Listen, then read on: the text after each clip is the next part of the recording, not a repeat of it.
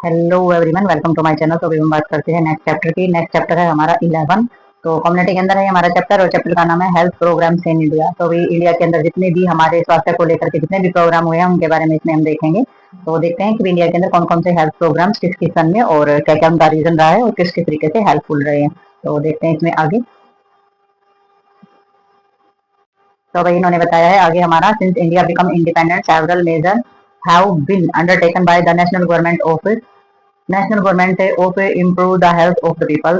Prominent among these measures are the national health programs. तो भी इन्होंने बताया कि जब भारत आजाद हुआ यानी कि इंडिपेंडेंट हुआ तो बहुत सारी चीजें जो है वो नेशनल गवर्नमेंट के द्वारा हमारी लोगों के स्वास्थ्य को सुधारने के लिए शुरू की गई थी। तो प्रोमिनेंट इसमें जो चीजें मेजर की गई थी, हमारे नेशनल हेल्थ प्रोग्राम स्टार्ट किए गए थे ताकि लोगों का स्वास्थ्य जो है वो सुधारा जा सके। ठीक है, तो इसमें हमारी जो है लॉन्च की गई थी सेंट्रल गवर्नमेंट के द्वारा हमारा कंट्रोल ऑफ इराडिक्शन, यानी कि किसी प्रकार की जो बीमारियां वगैरह उन पे कंट्रोल करना, कम्युनिकेबल डिजीज जैसे होती है, फैलने वाली जो बीमारियां होती है उन पर कंट्रोल करना, और इन्वायरमेंट जो सेंसेशन होता है हमारा वो इम्प्रूव करना ताकि वातावरण को स्वच्छ बनाया जा सके। और इसमें जो हमारा सबसे पहले अराइज करना स्टैंडर्ड न्यूट्रिशन का, यानी कि पोषण संबंधी चीजों को का जो स्टैंडर्ड है वो थोड़ा सा बढ़ाना, थोड़ा सा अच्छा करना और कंट्रोल करना, पॉपुलेशन पे कंट्रोल करना, और हमारा इंप्रूव करना रूरल हेल्थ, ग्रामीण एरिया की जो हमारी जनता होती है उनके जीवन को, उनके हेल्थ को, उनके स्वास्थ्य को इंप्रूव करना। ठीक है, तो कुछ हमारी वेरियस इंटरनेशनल एजेंसियां भी थी, जैसे कि डब्ल्यूएचओ द्वारा, डब्ल्यूएचओ का तो सभी को पता है, वर्ल्ड हेल्थ ऑर्गेनाइजेशन जो हमारी होती है, और कुछ यूनिसेफ था हमारा। ठीक है, और हमारे यूनिपाई थे। तो ये जो यूनिसेफ और यूनिपी या डब्ल्यूएचओ थी, ये हमारी सारी की सारी संस्थाएं थी। जो world bank also number of foreign agency, तो ये हमारी एजेंसियां थी। और इसके अलावा हमारी और भी बाहर की भी एजेंसियां थी, जैसे कि सीडा है, और हमारा डेनिडा हो जाती है, नोराड है, या फिर हमारा यूसिड है। तो इनकी जो फुल फॉर्म है हमारी, तो उसके अकॉर्डिंग हम इसमें देखेंगे। तो इसमें जो हमारी जैसे कि हमारी सीडा है, तो सीडा में हो जाता है हमारा जैसे कि स्वदेश इंटरनेशनल डेवलप। ठीक है, स्वदेश इंटरनेशनल डेवलप एजेंसी, तो ये इसकी हमारी फुल फॉर्म होती है। ठीक है, तो नेक्स्ट हमारी इसके अंदर आ जाती है, जैसे कि इसमें DANIDA हो जाता है, तो इसमें दिनेश इंटरनेशनल डेवलप एजेंसी हमारी इसके अंदर आ जाती है। ठीक है, और इसमें नोराड हो जाती है। नोराड में हमारी आ जाएगी जैसे कि NORAD है, NORAD में हो जाएगा नॉर्थ अमेरिकन और एरोस्पेस डिफेंस ऑफ कमांड। ठीक है, तो ये हमारी इसके अंदर आ जाती है नोराड के अंदर। ठीक है, और यूसीड की जो हमारी हो जाती है, यूसीड के अंदर हमारा आ जाता है यूनाइटेड स्टेट।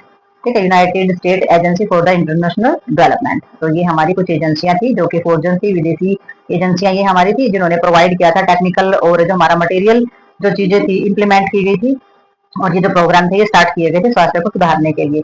ठीक है, तो ये फोर्जन यानी कि विदेशी कंपनियों ने भी इसमें सहयोग किया था स्वास्थ्य को सुधारने के लिए। और brief account this programme, there are country there are तो इसके साथ ही हमारा शुरू हुआ था national vector borne disease control programme. तो national vector borne disease control programme जो था, वेक्टर बोर्न हम उसे मानते हैं जो कि हमारी इन्वायरमेंट में पाए जाने वाले जितने भी बैक्टीरिया हैं, वायरस है, या फिर हमारे जितने पैरासिस्ट हैं, परजीवी हैं, तो उन सभी से फैलने वाली बीमारी हमारी वेक्टर बोर्न डिजीज बोली जाती है। तो इसमें नेशनल वेक्टर बोर्न डिजीज जो थी हमारी, उसको कंट्रोल करने के जो प्रोग्राम्स वगैरह थे वो हमारे बनाए गए थे। तो इसमें जो हमारा दिया गया है, जैसे कि डायरेक्ट जो हमारे national vector borne disease control programme, तो ये हमारी फुल फॉर्म जो है ये हमारे साथ के साथ दी हुई है नेशनल वेक्टर बोर्न की। तो इसमें जो नेशनल है हमारा nodal agency prevention of the control of major vector borne disease of the public health importance, namely इसमें मलेरिया, फाइलेरिया, जापानीज या फिर encephalitis, kala-azar, chikungunya and dengue. तो अभी हमारी जितनी भी सारी की सारी जो हमारी नेशनल एजेंसी जो थी, उन्होंने रोकथाम और कंट्रोल के लिए, मेजर वेक्टर बोर्न को रोकने के लिए, बीमारियों को रोकने के लिए हमारी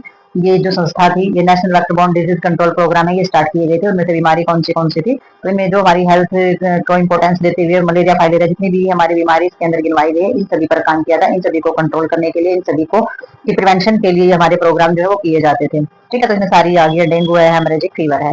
तो इसमें government of India provided technical support of the, इसमें इंसेक्टेड्स और जो हमारे यानी कि मक्खी मच्छरों से होने वाले, परजीवियों से होने वाले, लार्वा से होने वाले, जैसे कि मच्छर होते हैं उसके लार्वा से होने वाली जितनी भी बीमारियां होती हैं, तो उन सभी को ट्रीट करने के लिए बेड नेट यानी कि मच्छरदानियां वगैरह दी गई थी। इन सभी को रोकथाम करने के लिए सारी की सारी चीजें जो है इस प्रोग्राम के अंदर प्रोवाइड की गई थी। और control of malaria and dengue and treatment of malaria, filaria and kala-azar, तो ये सभी के सभी जैसे कि मलेरिया, डेंगू है, इन सभी का इलाज किया गया था। मलेरिया, फाइलेरिया, कालाजार, तो सारे के सारे हमारे जो है मच्छर लार्वा से संबंधित इंसेक्ट, मक्खी मच्छर जितने भी हमारे थे, जिनकी भी वजह से हमारी बीमारियां फैलती थी, उन सभी पर कंट्रोल किया गया था। और स्टेट गवर्नमेंट जो है वो रिस्पॉन्सिबल थी, प्लानिंग की थी, उन्होंने इम्प्लांटेशन की थी, सारे के सारे प्लान को इम्प्लांटेशन करना, मॉनिटर करना सारे के सारे प्रोग्राम को, तो वो हमारा गवर्नमेंट स्टेट गवर्नमेंट के द्वारा किया गया था। तो इसमें हमारा जो सन 2005 था उसमें जो प्रोग्राम्स हमारे थे तो उसमें सारे के सारे इंटीग्रेटेड किए गए थे, जैसे कि हेल्थ प्रोग्राम और नेशनल रूरल हेल्थ मिशन जो थे ये हमारे एक साथ जो है इकट्ठा करके सारे के सारे सब पे काम किया गया था।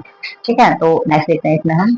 तो नेक्स्ट इसमें मलेरिया के बारे में देखा जाता है। तो वही जो मलेरिया जो होता है, मलेरिया प्रोग्राम जो है वो नेशनल मलेरिया कंट्रोल प्रोग्राम जो है वो 1953 में हमारा शुरू हुआ था। ठीक है, तो ये हमारा जो था ये 5 वर्षीय जो हमारी योजनाएं बनी थी ना, 5 ईयर प्लान जो हमारी योजना थी, तो उसके दौरान ये हमारा था। और because of the factor success achieve in the control of malaria, the control programme was converted in 1958 into the reduction programme. तो इसको फिर जब पूरी तरीके से सफलता मिल गई थी, ये सोच लिया था कि मलेरिया पर पूरा काबू कर लिया गया है, तो ये जो प्रोग्राम था इसको बदलकर 1958 में इरेडिक प्रोग्राम रख दिया गया था, यानी कि पूरा उन्मूलन प्रोग्राम है, यानी कि मलेरिया को जड़ से खत्म कर दिया गया है।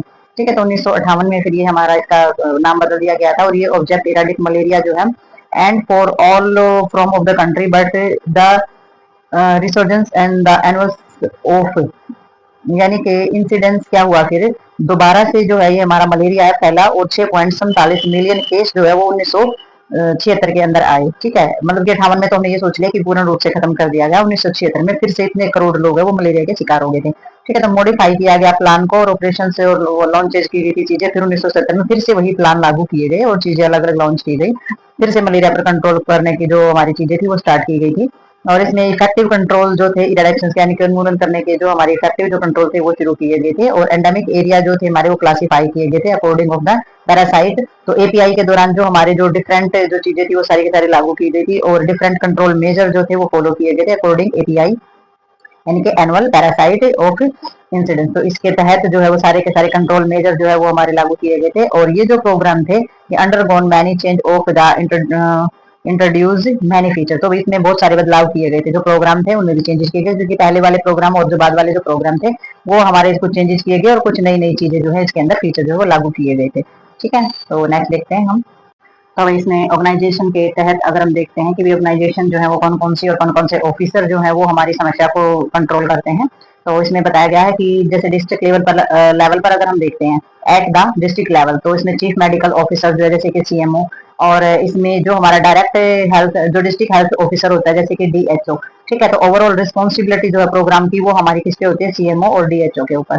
ठीक है, तो चीफ मेडिकल ऑफिसर और हमारा जो डिस्ट्रिक्ट हेल्थ ऑफिसर है, तो वो ये ओवरऑल जितनी भी जिम्मेदारियां होती है हेल्थ को लेकर के प्रोग्राम की जो जिम्मेदारियां होती है वो इनके ऊपर होती हैं। और डिस्ट्रिक्ट लेवल या फिर डिस्ट्रिक्ट मलेरिया ऑफिसर जो होते हैं वो स्टैब्लिश करते हैं सारा का सारा प्लेस हेड और डीवीबीडीसी, यानी कि जितने भी हमारी वेक्टर डिजीज होती है।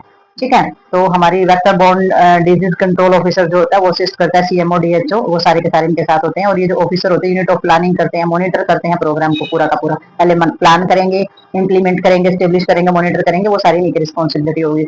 और स्प्रे ऑपरेशन होता है, यानी कि जो छिड़काव का जो ऑपरेशन होता है वो डायरेक्ट हमारी रिस्पॉन्सिबिलिटी होती है डीएमओ, और जितनी भी हमारी डिजीज होती है जैसे कि इसमें दिया गया ना कि जितनी भी हमारी vector borne disease control officer जो होते हैं वो इसमें सारा का सारा वर्क करेंगे। तो ओवरऑल जो सुपरविजन होती है वो हमारे सीएमओ के द्वारा कोलिब्रेटिव सुपरविजन की जाती है, यानी कि एक साथ सहयोग करके सारा का सारा सुपरविजन करता है। मतलब कि एक जो ऑफिसर है वो सुपरविजन नहीं करता, सारे के सारे मिलकर के इसका सुपरविजन करते हैं और मॉनिटर करते हैं। पीएचसी मेडिकल ऑफिसर जो होते हैं वो भी साथ जो है मिलते हैं और वो भी मॉनिटर करते हैं इस चीज को और असिस्ट करते हैं। मलेरिया ऑफिसर असिस्टेंट जो होता है, यानी कि एएमओ होता है, उसके साथ मलेरिया इंस्पेक्टर जो होता है वो होता है, यानी कि सारे के सारे जो हैं वो सारे प्लान और सारी की सारी जो चीजें होती है, सारी रिस्पॉन्सिबिलिटी होती है, सारे के सारे ऑफिसर जो है वो इसके अंदर शामिल होते हैं।